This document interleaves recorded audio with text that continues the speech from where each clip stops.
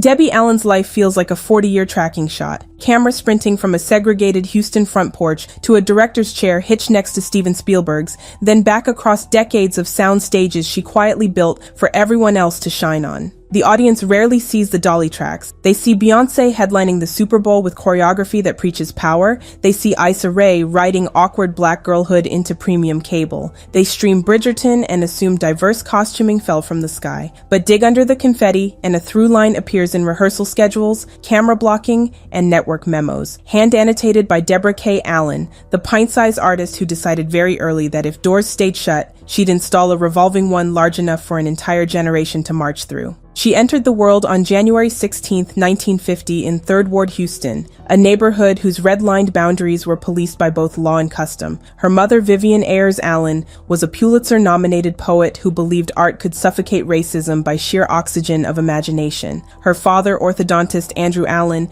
taught precision. Debbie's first stage was the living room linoleum, where Vivian placed a record player and demanded that Debbie and older sister Felicia talk with your toes. At age 3, Debbie already knew the 5 ballet positions, but tried convincing Houston's racist dance academies that a black toddler deserved barre time. They refused. Vivian built her own class, hiring a Creole teacher to drill plies beside the sofa. Obstacles simply became set pieces in the Allen household. By 16, Debbie won a full scholarship to the Houston Ballet Foundation, yet was barred from performing because patrons threatened to pull funding if coloreds appeared on stage. She responded by auditioning for Juilliard, rejected for having the wrong body type, and pivoted to Howard University's drama department, where the wrong body looked exactly like classroom majorities. There, she inhaled Black Arts Revolution fumes, mastering Greek choruses 1 hour, go-go choreography the next. Senior year, Broadway called her to be a swing and Pearly. 2 years of hoofing and ensemble shadows taught her spatial math, how lights slice dancers into geometry, how applause follows narrative beats, never random. In 1980, she earned a Tony nomination as Anita in West Side Story, leaping across the Winter Garden stage like Fury in Red Tool. New York Times critics obsessed over her electric energy. Hollywood producers saw ethnic dancer, maybe disco film cameo. She wanted more width, producer credits, final cut, cultural agency. Opportunity arrived disguised as leg warmers. Alan Parker's Fame movie needed a ballet teacher cameo. Debbie nailed the audition, but her 3-minute screen time hardly matched the gravity she craved. When MGM spun the film into a television series, 1982, she lobbied for choreographer role plus series regular. The network agreed reluctantly. She demanded a producer credit, unheard of for a black woman on prime time. Episode 1 flopped creatively. ABC executives hovered with scissors. Debbie marched into the writer's room, rewrote dance numbers, integrated breakdancing kids from South Bronx, and personally recruited choreographers fresh off subway platforms. Ratings steadied, and by season 2, Fame was America's pep talk poster for arts education, exporting U.S. cultural soft power to 90 countries. Quietly, Allen also tripled the show's minority technical hires, sending cameramen, editors, and lighting grips into a union pipeline that had been snow white since Desi Arnaz's era. Despite critical love, Fame bled budget. ABC axed it in 1987. Debbie saved props for her future academy, packed her Rolodex with network director numbers, and waited. She didn't have to wait long because another show, born as a Cosby spinoff, was sinking fast. NBC's A Different World premiered fall 1987 to big curiosity and mild shrugs. Intended to showcase black college life, its first season featured writers who'd never stepped foot on a historically black campus. The dorm politics felt as authentic as cafeteria jambalaya cooked without seasoning. Ratings ranked number 27. Enter Debbie Allen. Cosby remembered her Fame miracles and gave her 20 minutes to pitch changes. She unrolled a color-coded map of Hillman College, segregated hair salons, marching band subplots, feminist lit class debates. Cosby ordered NBC to listen to the lady. Allen fired half the writers, hired Susan Fales Hill, and a room of HBCU graduates, insisted the set decorator swap generic posters for Alpha Kappa Alpha portraits, and flew the cast to Spelman Homecoming for immersion. Result, season 2 ratings leaped to number 2 behind only The Cosby Show, and the sitcom went on to inspire a real-world enrollment surge at black colleges, later dubbed the Debbie Allen bump by admissions officers. Spike Lee consulted on the apartheid episode, Jesse Jackson cameoed. When white advertisers fretted audience specificity, Allen slid national numbers across the table. 20 million weekly viewers spanning all demos. Pocket closes. She directed 25 episodes, yet still faced the ceiling when pitching her own series. Networks loved my rescue kits, not my blueprints, she later told essence. But blueprints kept slipping through anyway, via the directing chair.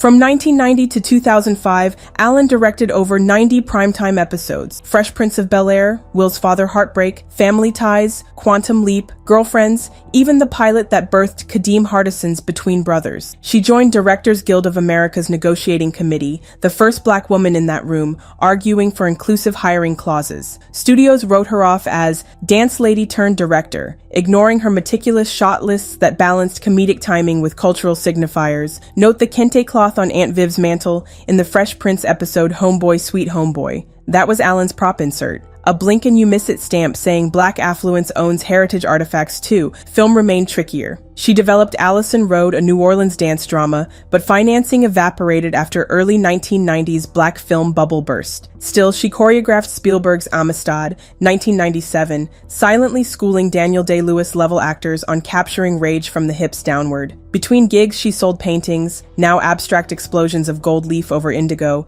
that funded scholarships for minority dancers. In 2001, prepping a choreography workshop, she felt pelvic pain and demanded scans despite doctors dismissing it as menopausal fibroids. Diagnosis: stage 1 uterine cancer. She beat it through surgery and herbs recommended by her mother's Geechee cousins, then founded the Debbie Allen Dance Academy in Los Angeles. The school accepted anyone able to meet one requirement: outsweat Debbie. Students included Disney teens, Olympic gymnasts, and a pre-R&B SZA who credits Allen for teaching rib isolation, later key to her stage flow. Annual recitals morphed into the Hot Chocolate Nutcracker, a soulful inversion of Tchaikovsky with African drums and hip-hop mice. Netflix filmed it in 2020. TikTok clips of Ragdoll Ragtime reached 50 million views, proving Allen's choreography remains algorithm-proof.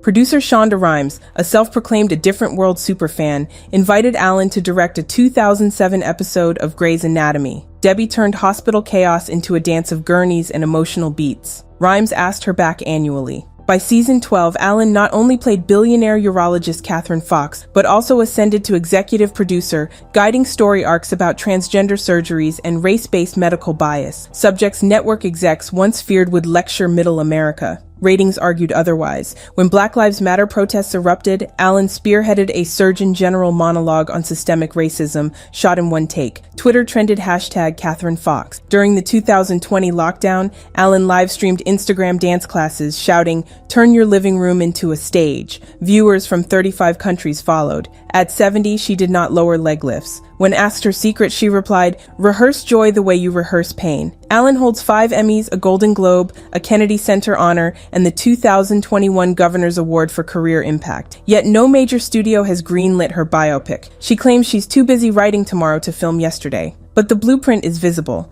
Issa Rae's Color Creative Lab mimics Debbie's inclusive writers' rooms. Disney's on-point diversity clause echoes her DGA fights. Misty Copeland cites seeing Allen's fame reruns as proof brown ballerinas exist. Whenever colleges post record black enrollment, admissions deans still whisper, "Somewhere Debbie's leading warm-ups." Ask her for a concise resume and she'll quote her mother, "Leave footprints, not business cards." Third Ward sidewalks still bear hers. In chalk dust from neighborhood kids she taught for free each summer, she drills them on basics. Arms breathe, spines tell truth, always say thank you. Because even unsung architects live by choreography. Build the set, cue the lights, then exit edge stage so others can taste spotlight warmth. Debbie Allen doesn't mind the shade. She wrote the light plot.